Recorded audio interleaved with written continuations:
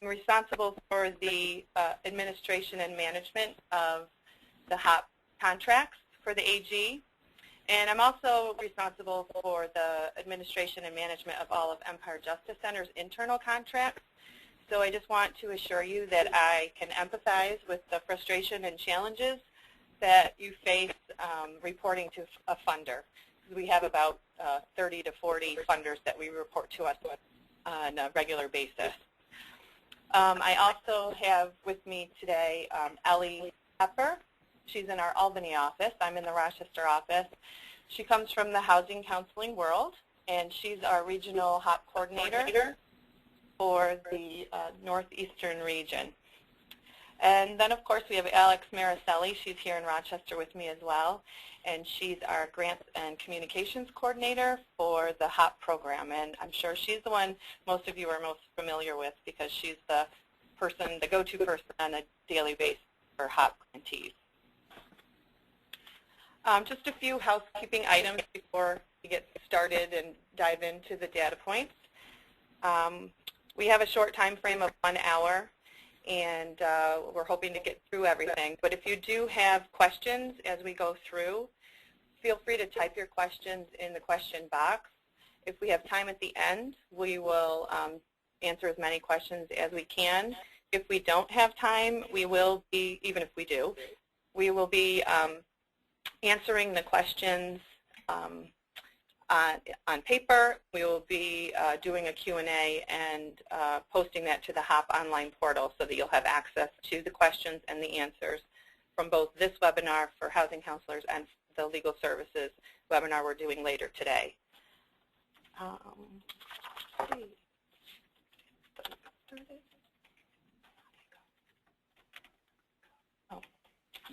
So just an overview of why the Attorney General needs all of this data. We understand that it's a lot of data to collect on a regular basis. And I, again, want to assure you that they are looking at this data. They're analyzing the data, and what they're really doing is looking for trends and patterns and practices so that they can use those in the work that they're doing statewide. And the fact that you guys are in regions, they can actually target certain regions, counties, and areas of states where certain trends and patterns and practices are occurring. So they are definitely contacting Alex on a regular basis, asking for different types of data. Just an overview of some of the main changes to the May reports before we dive into the data points. There are a few new data points, which I'm sure you're all aware of so far, but we did add county, Liz Pendon's filing date, and the primary, secondary Sandy services, which are primarily for Long Island grantees, but there are a few others in other areas. And then we deleted outcome specifics, and then there are various updates to data values in the drop-down list that we'll go over in more detail. So I will hand it over to Alex to go through the actual points. Okay. Good morning, everyone, and thanks for joining us. We're just going to walk through the data manual. Let me get to here and just kind of walk through the data points. So we'll get started. We'll look for the data point A1, the client ID. Please note that this needs to be the same on every data report because the AG's office wants to see the client's progression and history throughout a case. And the HOPP identifier, the HOPP ID, you will only need to report this if a client came to you through the HOPP call center. Like the client ID, it will stay the same for each reporting period. And also note that we are in conversation with our anchor partner, Center for New York City Neighborhoods, regarding sending street addresses along with a referral, just for more information. The staff, just simply, it's pretty self-explanatory, the staff that is working with the client in the reporting period. And now we'll move along to the client and demographic information. The intake date is the date that your organization initiated contact with your client, and this date will remain the same. The service date is the most recent date the client received services in each reporting period. For race, ethnicity, and language, if a client declines to answer, simply leave the data point blank.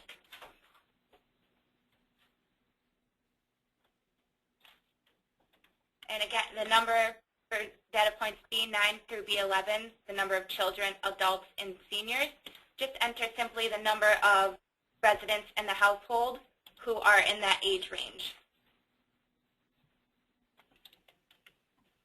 B12 refers to the annual estimated gross income.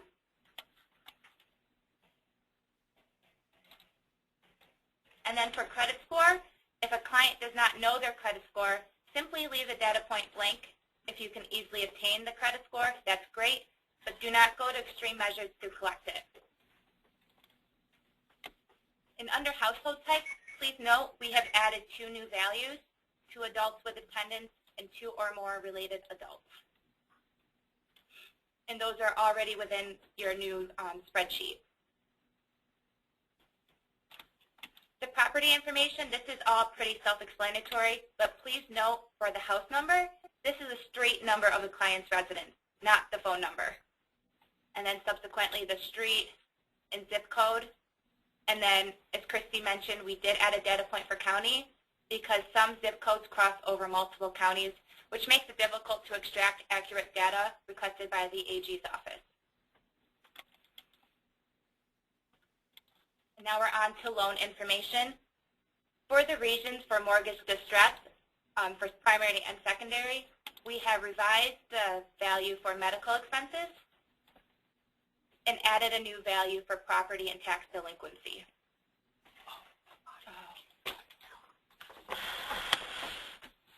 Oh, we just received, thank you for letting us know, Joanne, that our audio keeps cutting out.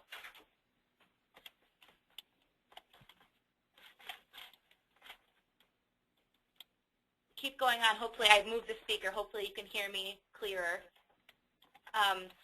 Let me know if you cannot.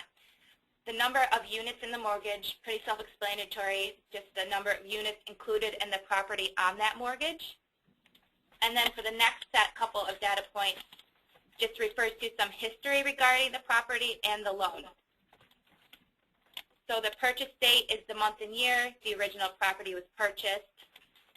And then the loan origination date, the same thing, the month and year that the loan originated. And then the total loan amount at origination.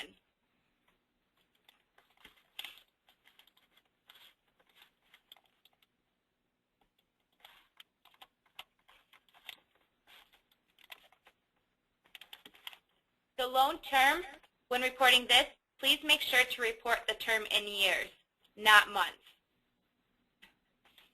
And then for the loan owner type, we have added a couple of values: Freddie Mac, Fannie Mae, and private. And we have revised the value residential mortgage-backed security, which was previously RMBS. And then the next few data points, they refer to the loan at the time of intake. So the intake principal, the loan product type, in which we did add 2 new values, modified fixed and modified ARM. And then moving on to the interest rate, we have, when reporting this, please make sure to enter the number only and do not include the percentage sign if possible. Can you hear me, Alex? Yes, I can, Ellie. Hi. So I just wanted to quickly explain to everybody what a modified ARM is, in case anybody wonders why somebody would get a modification that's an adjustable rate mortgage. That essentially refers to the fact that often with a HAMP, it's a step interest rate. So they have a trial interest rate, then potentially a fixed interest rate for 5 years, and then at the end of 5 years, that interest rate will change. That's the reason why it's called a modified ARM. Great, thank you, Ellie. We're moving on. We're on data point D30, and then so the monthly payment at type of intake. That's pretty self-explanatory, as well as interest only, whether or not it's an interest-only loan. For loan status, please note we have added 2 new data values, at least 120 days late and foreclosed, and subsequently we revised between 90 and 120 days late, which was previously at least 90 days late.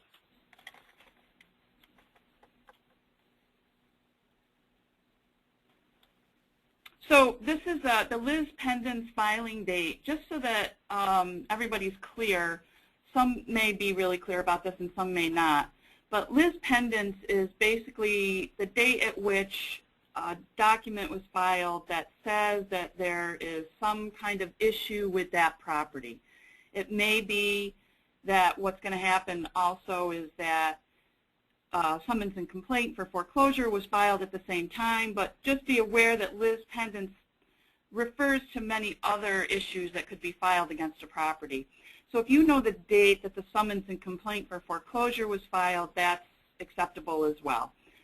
So it wouldn't necessarily be the date that the homeowner received the summons and complaint, but on the summons and complaint may be listed, there'll be a stamp on the front of it that will show the date of the filing, and that would be the date that's being asked for here. And again, if you don't know it, that's okay. It's not something that you need to spend a lot of time researching to find out. Great. Thanks, Ellie, clarifying that. So moving on to the loan servicer. When reporting this, please spell out the complete servicer name.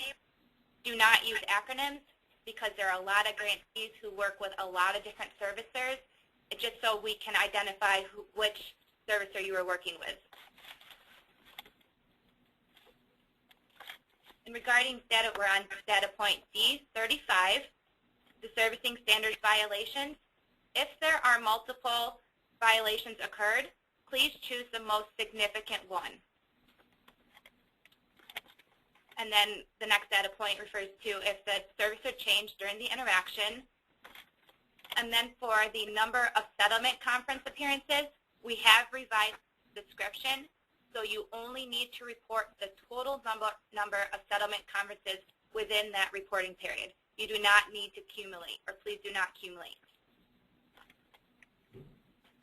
And then the date of the first settlement conference is pretty self-explanatory, and the subsequent data point is whether or not a bad faith motion was filed by the client. And now we are moving on to the services provided field. The total number of housing counseling service hours please report the cumulative number of service hours since the beginning of the grant period. And then for the type of housing counseling assistance for both primary and secondary, report the most significant service provided to the client during the reporting period. And please note, this may not correspond to the service date.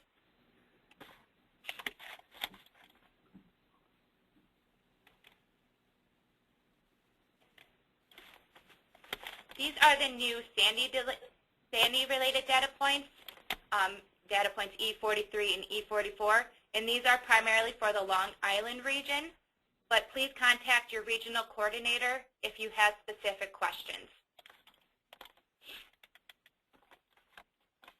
And the modification request status, pretty self-explanatory.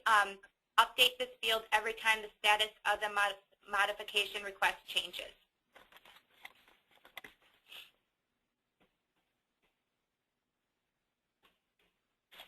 And now we are on to outcomes. Data point F46. You are not expected to fill out this field until you have achieved one of the milestones or outcomes listed. You may fill in more than one outcome over the life of the representation of a client, but if you do not have an outcome or milestone during a reporting period, simply leave this field blank. So it's also important for everybody, when you have an outcome for your mortgage, for one of the mortgages, you don't need to prioritize the value, but you do need to then fill in the information as indicated in the next column, and you want to make sure you do that. And you know, it's difficult sometimes to get some of the specific information from a homeowner. I know that it's happened on several occasions where somebody you do a lot of work with somebody on a short sale, for instance, and then you don't end up hearing from the homeowner once there's a final result, but you see something in a local newspaper that indicates that the house has been sold. So you can use that information as the information in the information required field. So do your best to find that information, and we also understand that many times homeowners don't come back to you and tell you the final result of all your details.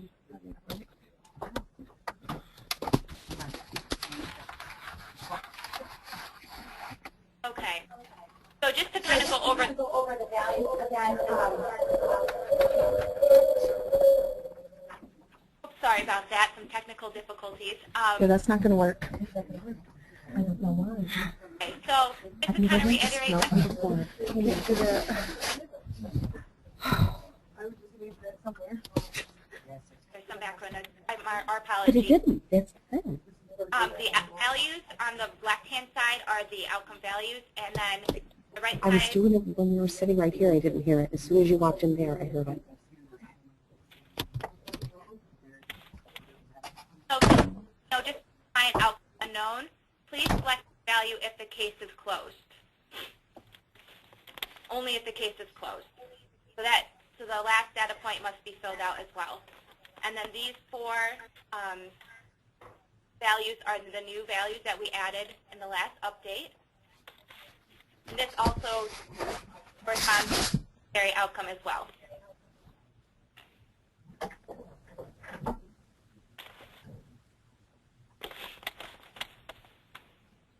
So we're on data point F48, new principal.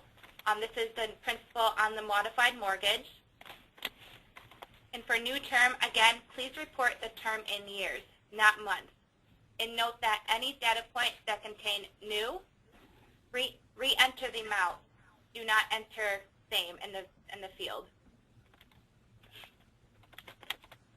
New mortgage type refers to if the interest rate on the modified mortgage is fixed or adjustable.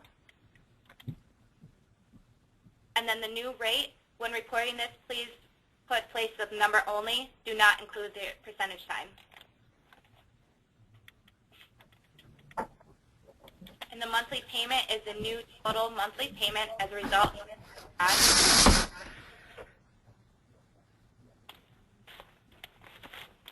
And for data point F53 is the amount of loan principal forgiven as a result of the principal reduction, deed in lieu, or other amount. And then the amount of forbearance, pretty self-explanatory, the amount of loan that the servicer forbeared. And the next two data points refer to the short sale, so the price and the date. And then the remaining, whether or not the mortgage debt was fully forgiven, and the date that the deed in lieu of the foreclosure was executed. And then as well the benefits field. And the second to last data point, F60, new housing, is asking the client's where they currently live.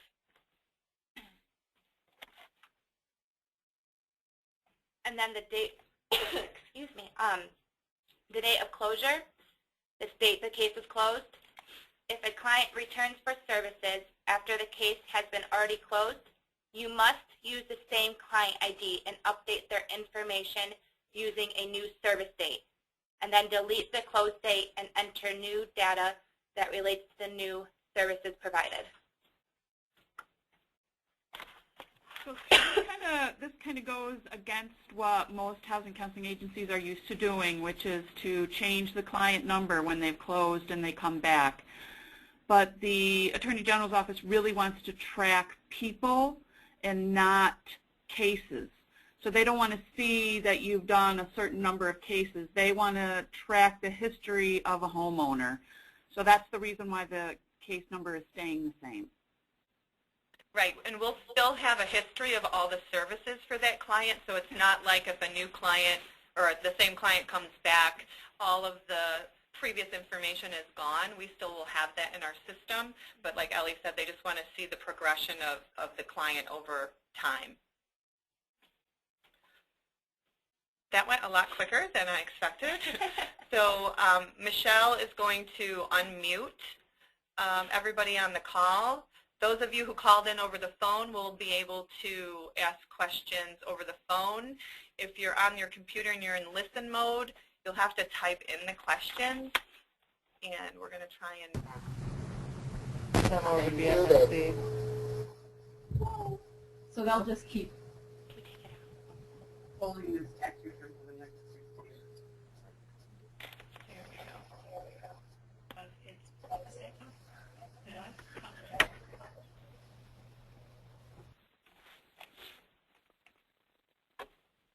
Anybody have any questions? But for the PowerPoint that you are, for the presentation that you are showing, and when you scroll over it highlights certain specific information, is it possible for us to get a copy of that? Actually, we will be, as we've gone through the data points in more detail, we have found some discrepancies and things we need to change. So we will revise the data manual in the HOPP online portal, and we'll include these highlights. In the HOPP online portal? Yes. And we'll send an email letting you know that they're there. Thank you.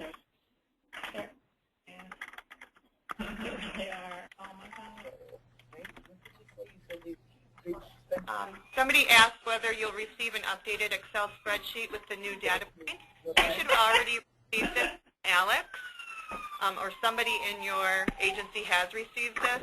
If you are in question whether you have the right spreadsheet, just contact Alex. And an updated Excel spreadsheet is in the online portal that you can just download right from there. Do you know, because am I going to be able to copy and paste my data in without screwing everything up? Because there's different data points now? Yeah. Are you asking a question about copying and pasting data? There we go. Yep. Did somebody have a question about copying, pasting data? Yeah. Can you ask it again? We couldn't hear you. Can't you type in a question somewhere? Will I be able to copy and paste data without any problems considering the changes that have been made? I am currently, this is Alex, and I'm currently creating a step-by-step how to do that without losing like the drop-down values and things like that. So hopefully we will be sending it out by the end of this week. And the instructions will be posted in the online portal as well, because there is some clunky things about the transferring data from the old spreadsheet to the new. But Alex has a really great visual step-by-step how you do that.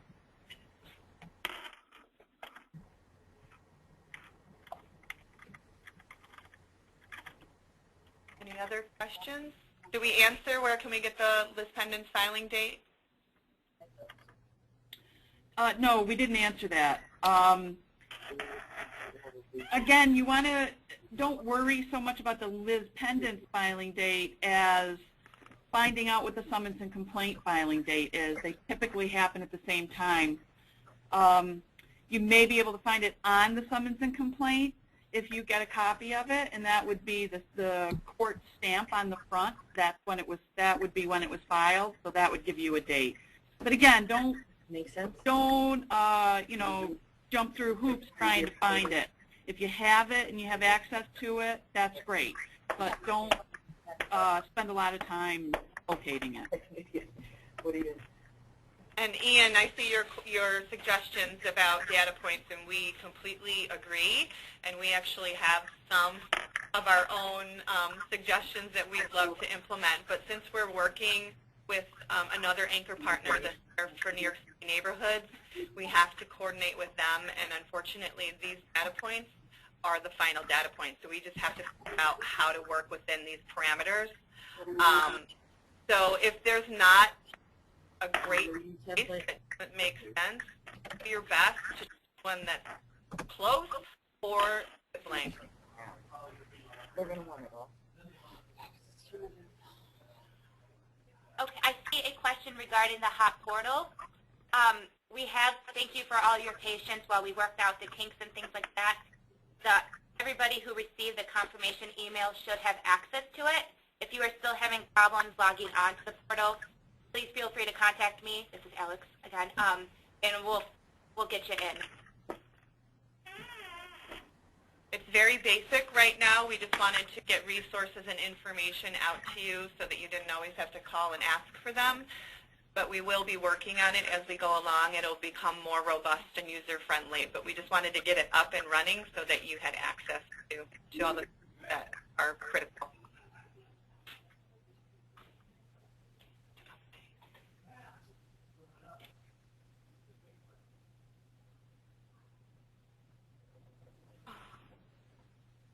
Do we need to update the information submitted previous quarters on the new template?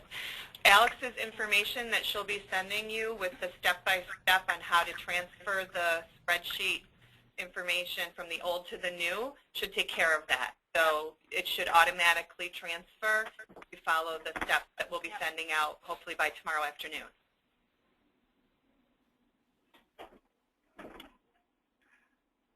Any other questions?